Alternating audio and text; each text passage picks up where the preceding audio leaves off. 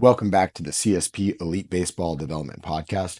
I'm your host, Eric Cressey, and this is our first Pinch Hit Friday. This is actually a new series that I'm going to be introducing to kind of fill the gaps in the week. We typically will post our new episodes on Tuesday morning, more of the long content.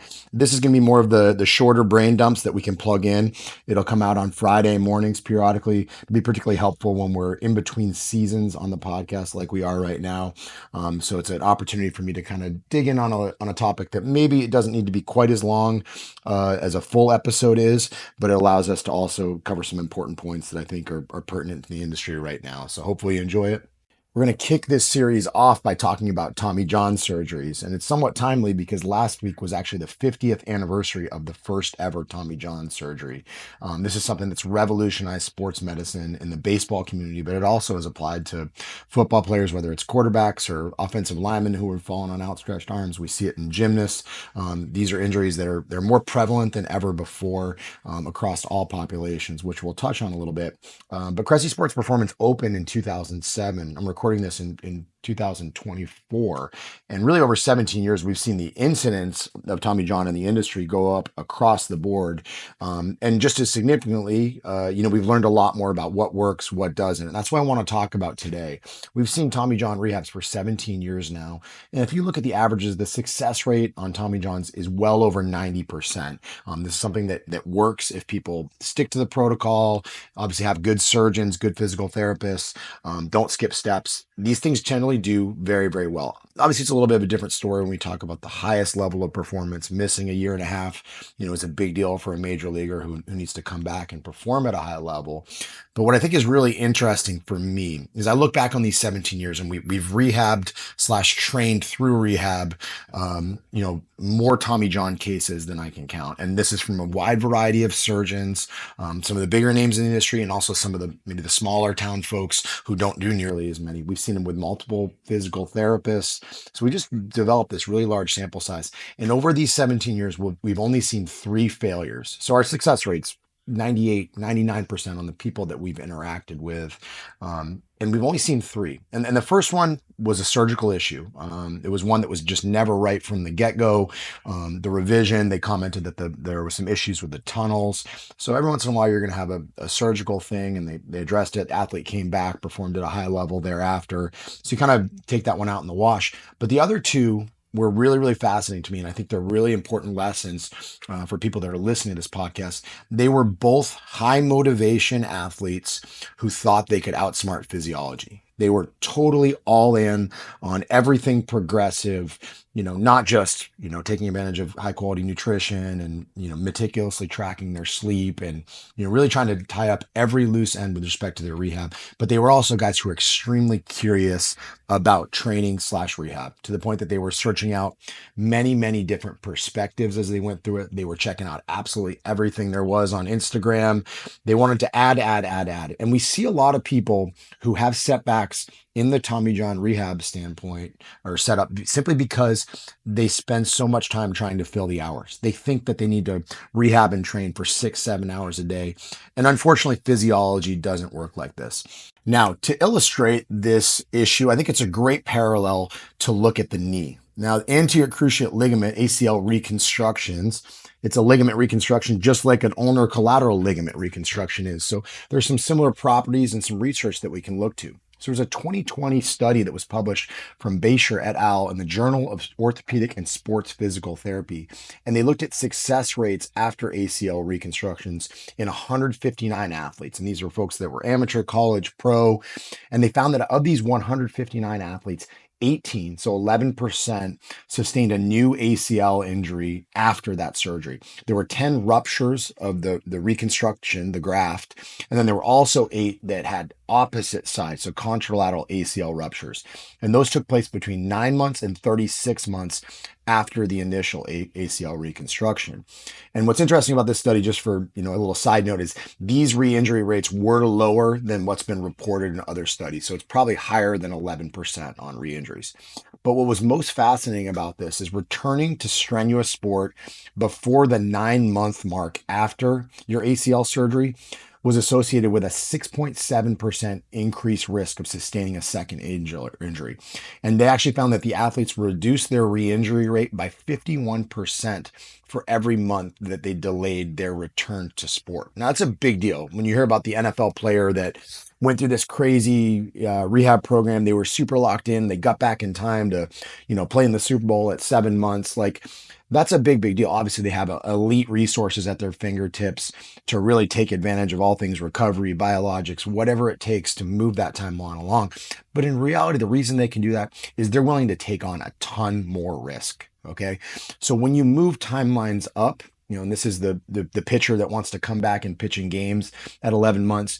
Don't just praise the rehab. What you really have to do is scratch your head and question the athlete whether it's a good decision to do so. And what's really interesting about that particular study in 2020 that I talked about was achieving symmetrical muscle function or quadricep strength was not associated with a new ACL injury in young athletes. So in other words, it didn't really matter necessarily how great you moved. If they tested you and tested you and tested you, and they said, "Hey, he's looking great. This has been a really pristine rehab. We're in an awesome spot to bring people back." There is still a crazy amount of risk that comes from moving things up. So the question is, why does that take place? If you're moving great, you're hitting every benchmark when you're rehab, why can't you accelerate your return to sport? And I think the answer is very simple. It's ligamentization takes time. So you're in both these surgeries, you're asking a tendon to become a ligament, and they have very different properties. And looking at the research, ligamentization, that gradual transfer to take on the ligament's properties, takes between 12 and 18 months. So I think that's just a fascinating thing that we see very often is people think that they can accelerate timelines, they can skip steps because they're feeling good, they're testing well. And unfortunately, they get out over their skis and they can set themselves back. So they may set themselves back in a number of different ways. It could be actually rupturing the graft or, creating some consequences in terms of scar tissue or bone formation or whatever it may be. You may see like a flexor tendinopathy, as a setback during a UCL rehab simply because the UCL is not sufficient yet and the flexor has to work overtime.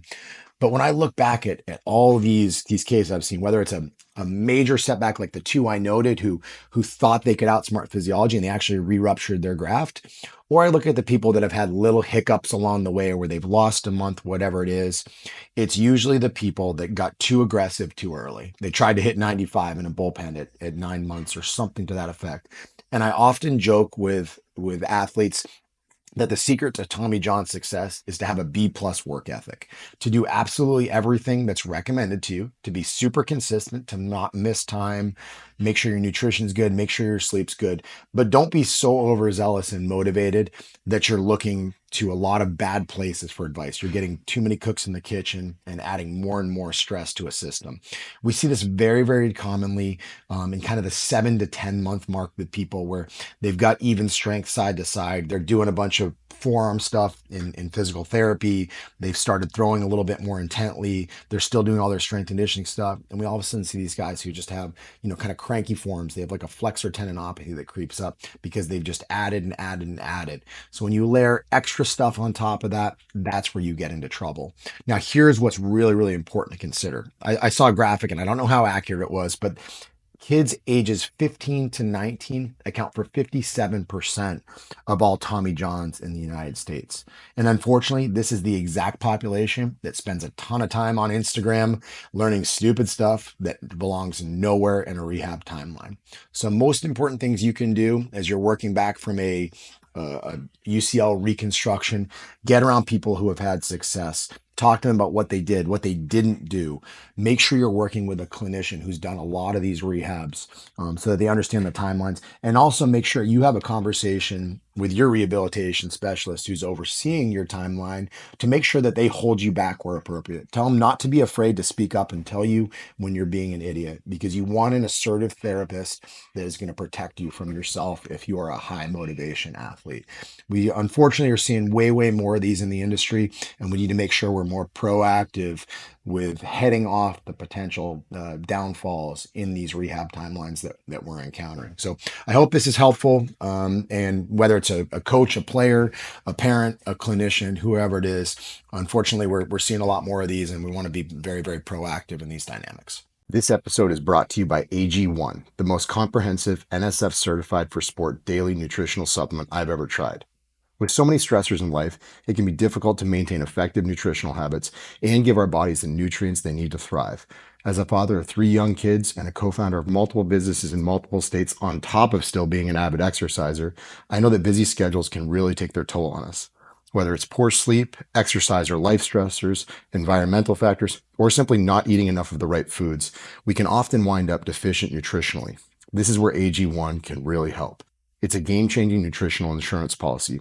They simplify the logistics of getting optimal nutrition on a daily basis by giving you just one thing with all the best things. That's why I use it daily, as do several of my family members, and we recommend it to a lot of our top athletes. One scoop of AG1 contains 75 vitamins, minerals, and whole food sourced ingredients that work together to fill the nutritional gaps in your diet to support energy, focus, digestion, and recovery. And this can all happen for less than $3 per day and without taking multiple products. While most nutritional supplements come to market and stay stagnant, AG1 continues to obsessively improve this one holistic formula based on the latest research, producing over 50 improvements in the last decade alone. They invest in the most absorbable and natural source of each ingredient and go above and beyond in third-party testing to ensure their customers continue to receive the highest quality and best tasting nutrition happen on the planet. Whether you're keto, paleo, vegan, dairy-free, or gluten-free, it'll work for you, and it contains less than 1 gram of sugar per serving. They put 75 ingredients through the rigorous NSF certification test to come up with a safe formula that's trusted by some of the world's top athletes, including many of our own at Cressey Sports Performance. Right now, AG1 is giving our listeners a special offer of 10 free travel packets with their first purchase. Just head to drinkag1.com/Cressey and claim this special offer. These travel packets are perfect for supporting your immune system, energy, and gut health while you're traveling for games, training, or simply on the go. They can be great counterbalance to the less than ideal on-the-road food options that are out there for a lot of our traveling baseball players. So if you want to bridge the gap between deficient and optimal and give yourself the best chance of getting nutrient diversity, head to drinkag1.com/Cressey to get 10 free travel packets with your first purchase. Again, that's drinkag1.com/Cressey, Cressey. You won't regret it.